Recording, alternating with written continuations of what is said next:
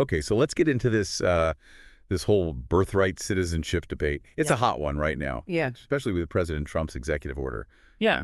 trying to change things up. Yeah. You guys have sent us a ton of articles, legal analyses, historical pieces, Mhm. even the White House's statement. Well, what's fascinating, I think, is how much really hinges on one sentence in the Constitution, the 14th Amendment's citizenship clause. Right. Um, Yeah, all persons born or naturalized in the United States and subject to the jurisdiction thereof are citizens. yeah, It sounds pretty straightforward, but obviously it's not. not at all. Yeah. Enacted in 1868, it was mainly to ensure citizenship for the newly freed slaves after the Civil War. Right. But, as some sources like this one from the state's United Democracy Center highlight, the wording's been causing a stir ever since. Yeah, they're mentioning multiple states, challenging the executive order, calling it unconstitutional. A lot of legal experts seem to agree with that. Indeed, many argue that changing birthright citizenship would require a whole constitutional amendment, not just an executive order. The Harvard Law School article cites a scholar who says the president can't just change, citizenship rules on his own. So where did this whole birthright citizenship idea even come from? I Yeah. mean, did the people who wrote the 14th Amendment, did they specifically mean it for children of immigrants, no matter their legal status? That's where it gets really interesting. Yeah. The Constitution Center piece really breaks down the history.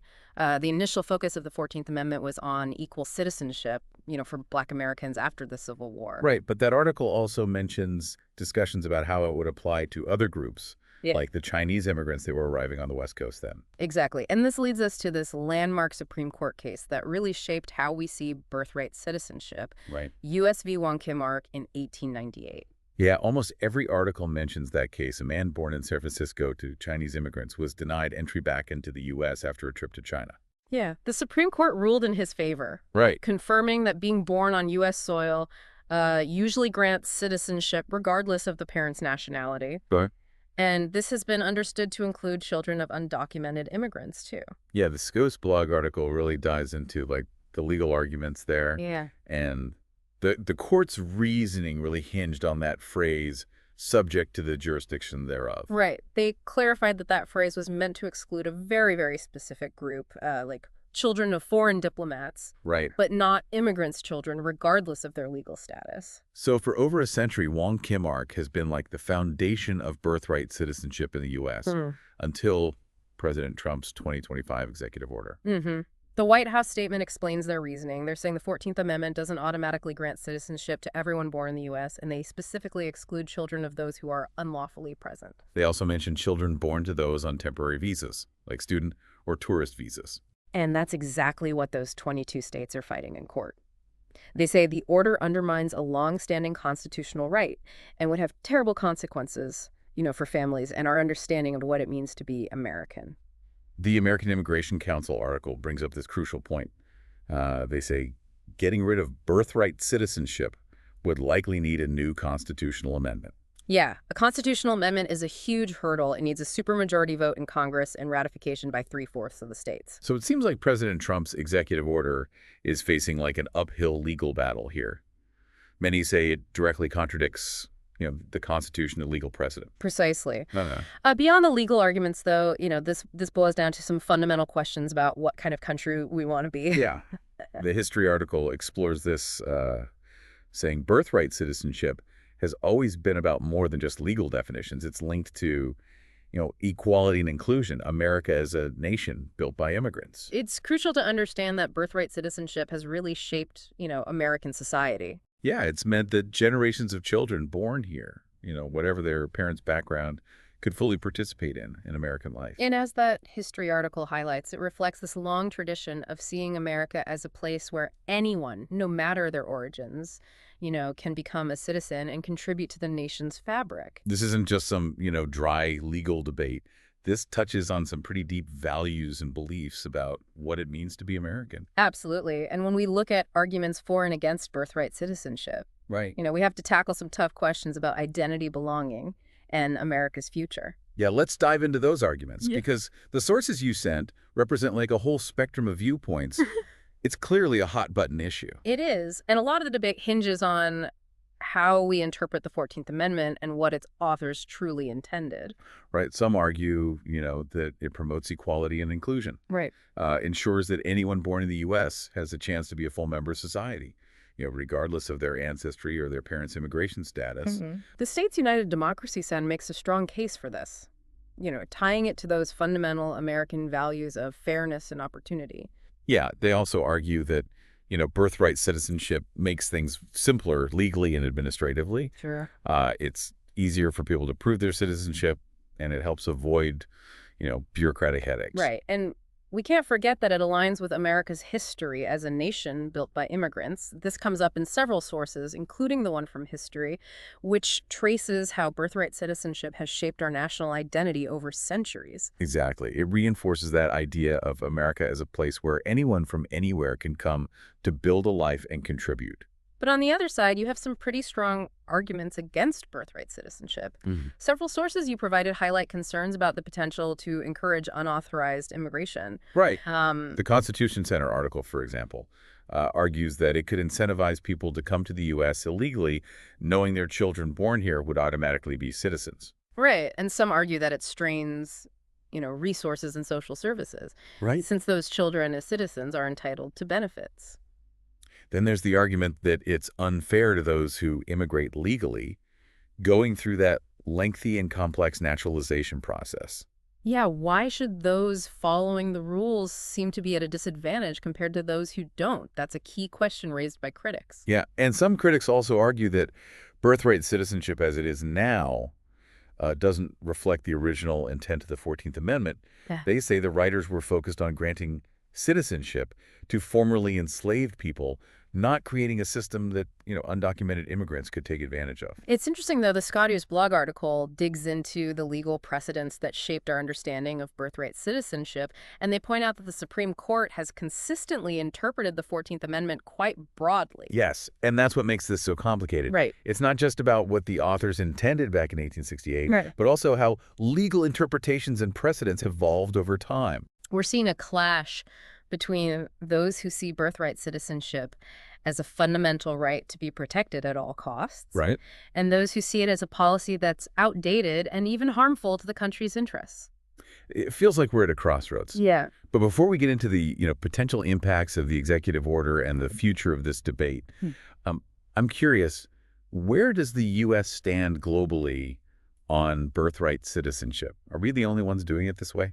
We're definitely in the minority. Okay. A handful of other countries like Canada and Mexico have similar policies, but most nations worldwide use what's called right of blood citizenship.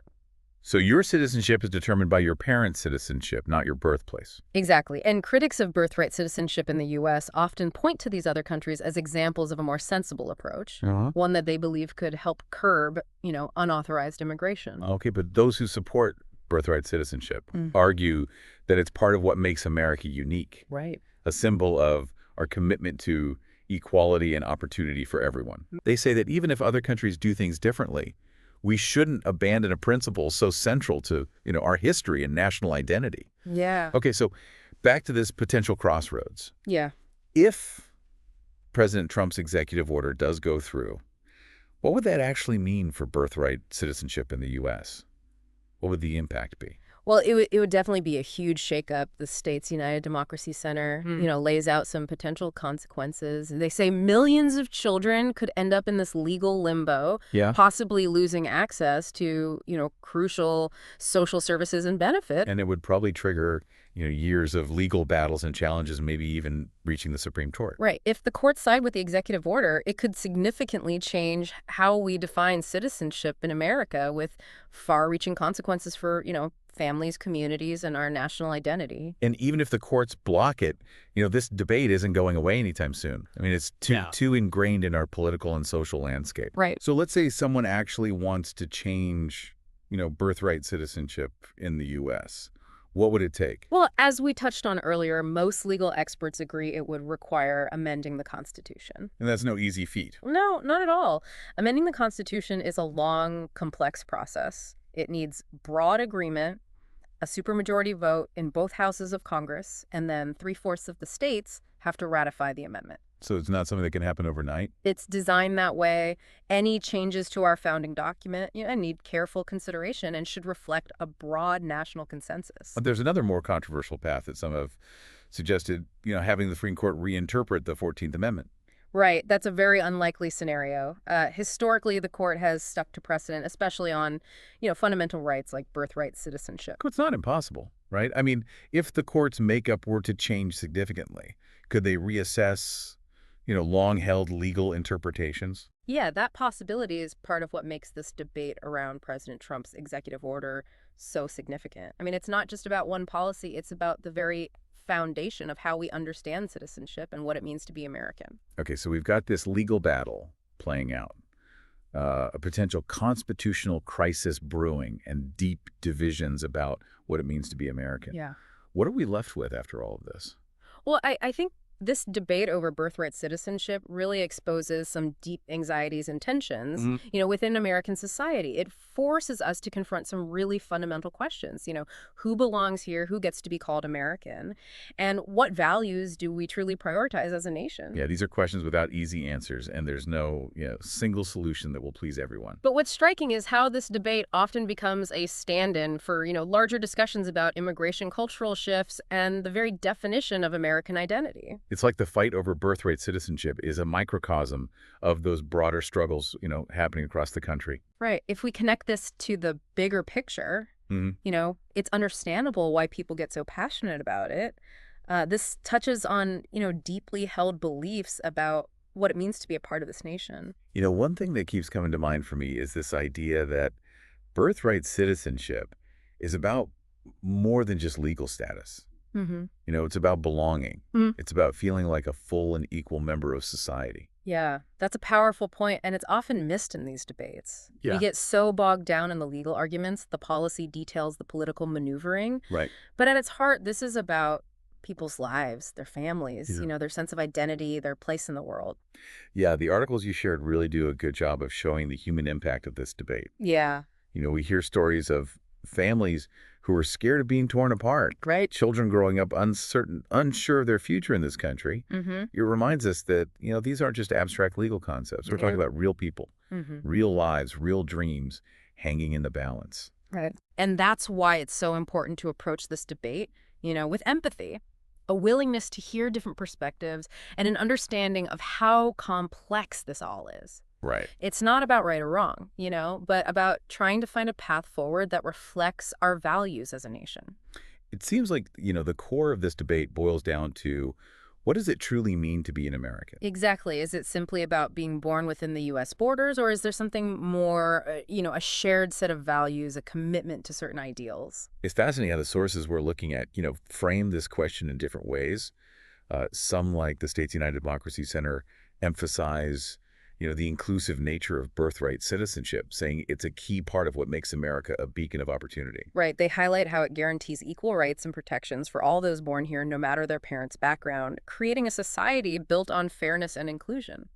But then you have sources like the Constitution Center article that raise concerns about whether birthright citizenship, as it's practiced today, aligns with the framers' original intent. Right. They dig into the historical context, highlighting how the 14th Amendment was mainly focused on addressing the legacy of slavery and ensuring equal citizenship for Black Americans.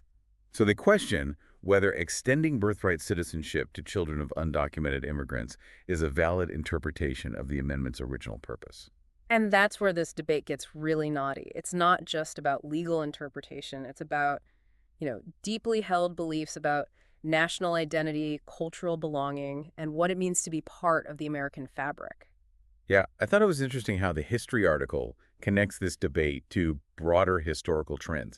It traces how views on immigration and citizenship have changed over time, often reflecting the social and political worries of each era. Right. They point out that these anxieties about birthright citizenship aren't new. Yeah. Throughout American history, different groups have faced questions about, their right to belong, their claim to American identity. Yeah, from the Chinese Exclusion Act in the late 19th century to the debates about birthright citizenship for children of Mexican immigrants in the 20th century. We see these recurring patterns of fear and exclusion. Right. And that's what makes the current debate so important. It's not just about one executive order or one legal battle. It's about grappling with these long-standing tensions and defining what kind of nation we want to be moving forward.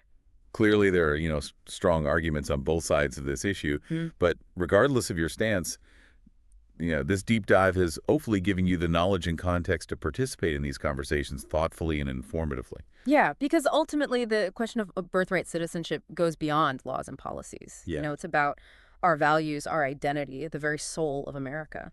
So as we kind of wrap up this deep dive into birthright citizenship, where do we go from here?